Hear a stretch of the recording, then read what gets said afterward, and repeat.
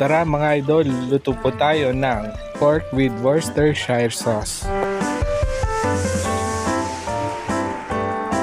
Sa kawali, lagay tayo ng mantika, ihulog natin ng bawang at sunod ang sibuyas. Pagkagisa, ihulog natin ng baboy na binabad ko sa toyo suka ng 1 oras. Igisa na maigi hanggang lumabas ang katas ng baboy.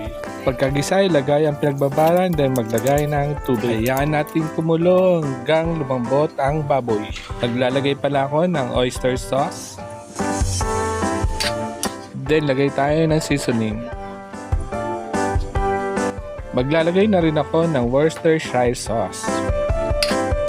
Maglalagay tayo ng asukal instead of Sprite.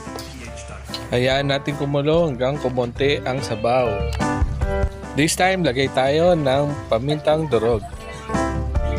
Sabayin na natin ang sibuyas na iniwang pabilog.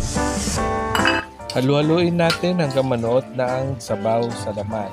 Maglalagay ako ng siling habang hiniwa-hiwa. Optional lamang naman to. Pwedeng meron, pwedeng wala.